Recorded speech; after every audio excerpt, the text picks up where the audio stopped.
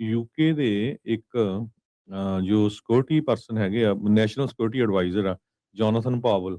ਉਹ ਕਹਿੰਦੇ ਵੀ ਜਦੋਂ ਫਾਈਨਲ ਗੱਲਬਾਤ ਚੱਲ ਰਹੀ ਸੀ ਯੂਐਸਏ ਤੇ ਈਰਾਨ ਦੇ ਵਿੱਚ, ਜੋ ਤਹਿਰਾਨ ਨੇ ਵੀ ਆਫਰ ਕੀਤੀ ਸੀ ਰਿਗਾਰਡਿੰਗ ਨਿਊਕਲੀਅਰ ਪ੍ਰੋਗਰਾਮ, ਤੇ ਉਹ ਕਹਿੰਦੇ ਵੀ ਗੱਲਬਾਤ ਐਨ ਕਿਨਾਰੇ ਲੱਗਣ ਵਾਲੀ ਸੀ।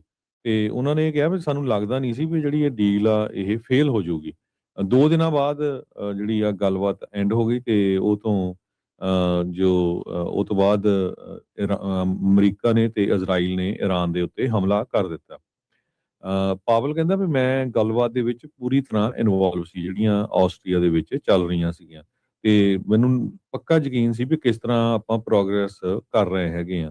ਇਹ ਕਹਿੰਦੇ ਵੀ ਬਿਲਡਿੰਗ ਸੀਗੀ ਓਮਾਨ ਦੇ ਇਨਵੈਸਟਰ ਦੀ ਰੈਜ਼ੀਡੈਂਸ ਦੀ, ਕੋਲੋਜਨੀ, ਜਿੱਥੇ ਐਕਟਿੰਗ ਐਜ਼ ਏ ਐਡਵਾਈਜ਼ਰ, ਤੇ ਉਹ ਇਹਦੇ ਵਿੱਚ ਹਿੱਸਾ ਲੈ ਰਹੇ ਸੀ। ਟਰੰਪ ਉਹਨਾਂ ਦਾ ਜਵਾਈ ਜੈਰਡ ਕਸ਼ਨਰ ਤੇ ਸਟੀਵ ਵਿਟਕੌਫ, ਇਹ ਸਾਰੇ ਜਿਹੜੇ ਆ ਉਸ ਮੀਟਿੰਗ ਦੇ ਵਿੱਚ ਹਿੱਸਾ ਲੈ ਰਹੇ ਸੀਗੇ। ਸੋ ਪਾਵਲ ਦਾ ਬਹੁਤ ਵੱਡਾ ਐਕਸਪੀਰੀਅੰਸ ਹੈ as a mediator. So UK the cabinet office ਨੇ ਉਹ ਕਹਿੰਦੇ ਵੀ ਇੱਕ ਤਰ੍ਹਾਂ ਨਾਲ ਉਹਨੂੰ ਐਕਸਪਰਟ ਜਿਹੜਾ ਆ ਰੱਖਿਆ ਹੋਇਆ। ਯੂਕੇ ਦੇ ਇੱਕ ਜੋ ਸਿਕਿਉਰਿਟੀ ਪਰਸਨ ਹੈਗੇ ਆ, ਨੈਸ਼ਨਲ ਸਿਕਿਉਰਿਟੀ ਐਡਵਾਈਜ਼ਰ ਆ, ਜੋਨਾਥਨ ਪਾਵਲ। ਉਹ ਕਹਿੰਦੇ ਵੀ ਜਦੋਂ ਫਾਈਨਲ ਗੱਲਬਾਤ ਚੱਲ ਰਹੀ ਸੀ ਯੂਐਸਏ ਤੇ ਈਰਾਨ ਦੇ ਵਿੱਚ, ਜੋ ਤਹਿਰਾਨ ਨੇ ਵੀ ਆਫਰ ਕੀਤੀ ਸੀ ਰਿਗਾਰਡਿੰਗ ਨਿਊਕਲੀਅਰ ਪ੍ਰੋਗਰਾਮ, ਤੇ ਉਹ ਕਹਿੰਦੇ ਵੀ ਗੱਲਬਾਤ ਐਨ ਕਿਨਾਰੇ ਲੱਗਣ ਵਾਲੀ ਸੀ। ਤੇ ਉਹਨਾਂ ਨੇ ਕਿਹਾ ਵੀ ਸਾਨੂੰ ਲੱਗਦਾ ਨਹੀਂ ਸੀ ਵੀ ਜਿਹੜੀ ਇਹ ਡੀਲ ਆ ਇਹ ਫੇਲ ਹੋ ਜਾਊਗੀ।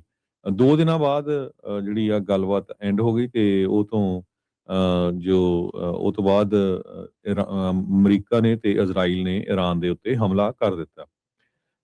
ਪਾਵਲ ਕਹਿੰਦਾ ਵੀ ਮੈਂ ਗੱਲਬਾਤ ਦੇ ਵਿੱਚ ਪੂਰੀ ਤਰ੍ਹਾਂ ਇਨਵੋਲਵ ਸੀ, ਜਿਹੜੀਆਂ ਆਸਟਰੀਆ ਦੇ ਵਿੱਚ ਚੱਲ ਰਹੀਆਂ ਸੀਗੀਆਂ, ਤੇ ਮੈਨੂੰ ਪੱਕਾ ਯਕੀਨ ਸੀ ਵੀ ਕਿਸ ਤਰ੍ਹਾਂ ਆਪਾਂ ਪ੍ਰੋਗਰੈਸ ਕਰ ਰਹੇ ਹੈਗੇ ਆ। ਇਹ ਕਹਿੰਦੇ ਵੀ ਬਿਲਡਿੰਗ ਸੀਗੀ ਓਮਾਨ ਦੇ ਇਨਵੈਸਟਰ ਦੀ ਰੈਜ਼ੀਡੈਂਸ ਦੀ, ਕੋਲੋਜਨੀ, ਜਿੱਥੇ ਐਕਟਿੰਗ ਐਜ਼ ਏ ਐਡਵਾਈਜ਼ਰ, ਤੇ ਉਹ ਇਹਦੇ ਵਿੱਚ ਹਿੱਸਾ ਲੈ ਰਹੇ ਸੀ। ਟਰੰਪ ਉਹਨਾਂ ਦਾ ਜਵਾਈ ਜੈਰਡ ਕਸ਼ਨਰ ਤੇ ਸਟੀਵ ਵਿਟਕੌਫ, ਇਹ ਸਾਰੇ ਜਿਹੜੇ ਆ ਉਸ ਮੀਟਿੰਗ ਦੇ ਵਿੱਚ ਹਿੱਸਾ ਲੈ ਰਹੇ ਸੀਗੇ। ਸੋ ਪਾਵਲ ਦਾ ਬਹੁਤ ਵੱਡਾ ਐਕਸਪੀਰੀਅੰਸ ਹੈ as a mediator. So UK the cabinet office ਨੇ ਉਹ ਕਹਿੰਦੇ ਵੀ ਇੱਕ ਤਰ੍ਹਾਂ ਨਾਲ ਉਹਨੂੰ ਐਕਸਪਰਟ ਜਿਹੜਾ ਆ ਰੱਖਿਆ ਹੋਇਆ। ਯੂਕੇ ਦੇ ਇੱਕ ਜੋ ਸਿਕਿਉਰਿਟੀ ਪਰਸਨ ਹੈਗੇ ਆ, ਨੈਸ਼ਨਲ ਸਿਕਿਉਰਿਟੀ ਐਡਵਾਈਜ਼ਰ ਆ, ਜੋਨਾਥਨ ਪਾਵਲ। ਉਹ ਕਹਿੰਦੇ ਵੀ ਜਦੋਂ ਫਾਈਨਲ ਗੱਲਬਾਤ ਚੱਲ ਰਹੀ ਸੀ ਯੂਐਸਏ ਤੇ ਈਰਾਨ ਦੇ ਵਿੱਚ, ਜੋ ਤਹਿਰਾਨ ਨੇ ਵੀ ਆਫਰ ਕੀਤੀ ਸੀ ਰਿਗਾਰਡਿੰਗ ਨਿਊਕਲੀਅਰ ਪ੍ਰੋਗਰਾਮ, ਤੇ ਉਹ ਕਹਿੰਦੇ ਵੀ ਗੱਲਬਾਤ ਐਨ ਕਿਨਾਰੇ ਲੱਗਣ ਵਾਲੀ ਸੀ। ਤੇ ਉਹਨਾਂ ਨੇ ਕਿਹਾ ਵੀ ਸਾਨੂੰ ਲੱਗਦਾ ਨਹੀਂ ਸੀ ਵੀ ਜਿਹੜੀ ਇਹ ਡੀਲ ਆ ਇਹ ਫੇਲ ਹੋ ਜਾਊਗੀ। 2 ਦਿਨਾਂ ਬਾਅਦ ਜਿਹੜੀ ਆ ਗੱਲਬਾਤ ਐਂਡ ਹੋ ਗਈ ਤੇ ਉਹ ਤੋਂ ਉਹ ਤੋਂ ਬਾਅਦ ਅਮਰੀਕਾ ਨੇ ਤੇ ਇਜ਼ਰਾਈਲ ਨੇ ਈਰਾਨ ਦੇ ਉੱਤੇ ਹਮਲਾ ਕਰ ਦਿੱਤਾ। ਪਾਵਲ ਕਹਿੰਦਾ ਵੀ ਮੈਂ ਗੱਲਬਾਤ ਦੇ ਵਿੱਚ ਪੂਰੀ ਤਰ੍ਹਾਂ ਇਨਵੋਲਵ ਸੀ, ਜਿਹੜੀਆਂ ਆਸਟਰੀਆ ਦੇ ਵਿੱਚ ਚੱਲ ਰਹੀਆਂ ਸੀਗੀਆਂ, ਤੇ ਮੈਨੂੰ ਪੱਕਾ ਯਕੀਨ ਸੀ ਵੀ ਕਿਸ ਤਰ੍ਹਾਂ ਆਪਾਂ ਪ੍ਰੋਗਰੈਸ ਕਰ ਰਹੇ ਹੈਗੇ ਆ।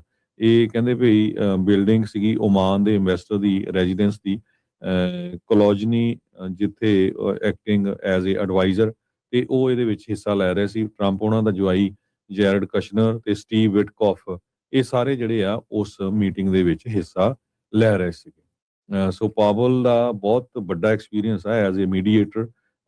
ਸੋ ਯੂਕੇ ਦੀ ਕੈਬਨਿਟ ਆਫਿਸ ਨੇ ਉਹ ਕਹਿੰਦੇ ਵੀ ਇੱਕ ਤਰ੍ਹਾਂ ਨਾਲ ਉਹਨੂੰ ਐਕਸਪਰਟ ਜਿਹੜਾ ਆ ਰੱਖਿਆ ਹੋਇਆ।